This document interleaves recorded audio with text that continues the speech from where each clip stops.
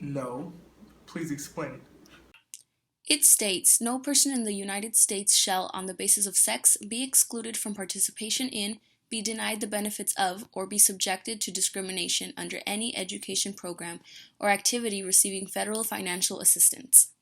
Title IX was originally directed towards equality in the workplace and education. However, with the creation of the Association for Intercollegiate Athletics for Women in 1972, it became relevant in sports. In 1976, just 4 years after the formation of the AIAW, women's basketball debuted at the Olympics. The NCAA began to make serious offers to the AIAW about merging. The NCAA had not prior to this considered the AIAW unequal until women's athletics had potential for television contracts and national championships. The AIAW refused these offers. Have you heard of Title IX? Yes, I've heard of Title IX and everything that I've done as a female in sport. I'm a product of Title IX, I would say. Title IX was established and put in place to make sure that there weren't inequities that presented themselves during that time, 1970s, that they didn't still exist to this day, even though we haven't fully overcome. I think Title IX has been a great stride to, balancing out sport and other facets of higher education for males and females in general. I'm in sports, been in sports all of my life, so I've always looked at it from a student athlete's perspective, coaching perspective, and now as an athletic administrator. So I think it's very beneficial, and we should do a lot more educating based on it. According to the Department of Justice, Title IX is a comprehensive federal law that prohibits discrimination on the basis of sex in any federally funded education program or activity.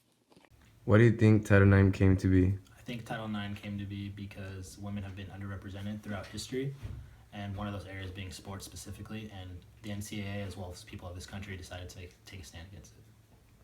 The principal objective of Title IX is to avoid the use of federal money to support sex discrimination in education programs and to provide individual citizens effective protection against those practices. NCAA began to make offers to colleges, such as if a college men's team was already enrolled in the NCAA, their women's team could enroll for free for the first year. This method was very successful for taking schools away from the AIAW. Sports made available to men versus women. Before the initiation of Title IX, the primary physical activities for girls were cheerleading and square dancing, but only 1 in 27 girls participated. Prior to 1870, sports for women existed in the form of play activities that were recreational rather than competitive and in being informal and without rules, emphasized physical activities. In the late 1800s and early 1900s, women began to form informal athletic clubs. I believe that female athletes get the same amount of scholarship as male athletes because then it's just not they get their scholarship paid for. They get the same treatment as us. They get we get a little more gear because I think we might bring a little more money, but I think they get their scholarships paid for, and they get all the same things we get, as in food and things like that, and the living space. Scholarships given to male athletes versus female athletes. Before, there were none, but now women are given scholarships, even if they are not as great as their male counterparts. For instance, female athletes at the typical Division I FBS schools receive roughly 28% of the total money spent on athletics, 31% of the recruiting dollars, and 42% of the athletic scholarship dollars. What are some stereotypes that arise from women's sports? Well, the first thing that comes to mind is the pace of the game, whether it's a women's basketball game not being as fast as a men's game. You look at the athleticism. I think is a stereotype that the women can't dunk a basketball. You look at the soccer game where the women's game is not as fast and as crisp, and the touch of a woman is probably not as clean as a man. Stereotypes themselves as far as being more masculine athletes that are masculine. There's a lot of bigotry and bias about women that are actually playing sports. But I think overall, people have to understand that women are women and men are men, and it's a completely different game. And the beauty of each game is the fact that we're having these opportunities to compete, and the women have the same and equal opportunities as the men to compete at any level, whether it's Division 1, 2, or 3 in the collegiate setting. Stereotypes seen within sports. In the 1800s, it was believed that each human had a fixed amount of energy, and if both intellectual tasks and physical tasks were encompassed at the same time, it could be hazardous.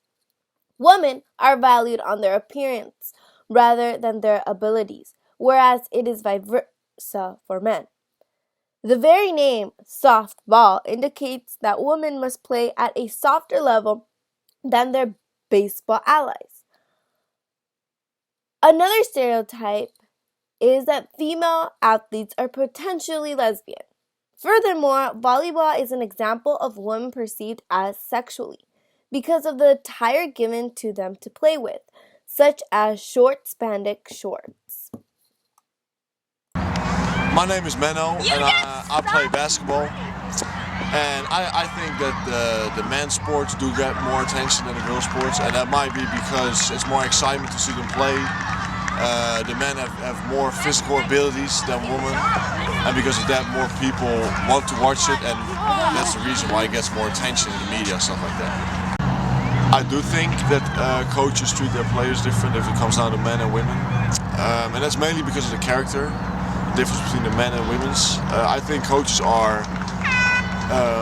harder on men's sports just because they can handle more than women. Women take it more personally a lot of the times. They'll get in their head and then they start playing worse and worse. The men, they don't see it personal. They see it as like motivation. They want to help you. They just let it slide off their shoulders basically. And women don't do that. They take that personal, and that's going to get in their head. And it's No, I don't think it's that much difference between how the players get treated, because at that point in time, when you're on the team, you're a player. So the coach could talk to his players however he wants to talk to his players. I've seen some girl coaches even more mean to guy coaches, and sometimes, and I've seen vice versa too. But I don't think that really, once you're on a team, because at that point it's kind of like I have to win games. So if that means I have to scream at you because you don't get something, then I'm going to have to scream at you no matter what sex you are. Because at that point, the coach's job is to win games. If they don't win games, they'll get fired. So, yeah. Why are there few female women in athletic director positions? Reasons. One, women have not done enough of putting themselves forth as interested in being directors of athletics. It's been a good trajectory for me. But many women, will rather be a part of the support system and not the leadership role because of all the responsibility that it requires. The second thing is, speaking of this responsibility, a lot more women, want to have families and do things that, because of the time commitments and demands, they don't feel that they can balance and do well. And I just think that men have more opportunities with higher positions in athletics than women do. Schools are encouraged to be compliant to the three-pronged test, which consists of substantially proportionate number of men and women participating, 2, continuing practice of program expansion, and 3, interest and ability. Sadly, the OCR has never used its authority to penalize a school for noncompliance, and at the same time, every institution of higher education sued for noncompliance with Title IX in intercollegiate athletics has lost in court. Although the passing of Title IX, along with the AIAW, created an increase in female participation in competitive sports, we still see disproportionate numbers in leadership roles, pay, and treatment. Since the dissipation of the AIAW, there has been a steady decrease. Men still head coach more teams than women in all 3 athletic divisions and hold more stakeholder positions. With over half of schools non-compliant and the OCR being underfunded and slow, women aren't adequately being represented. It is important to be aware of this issue in hopes to achieve gender equity in the future.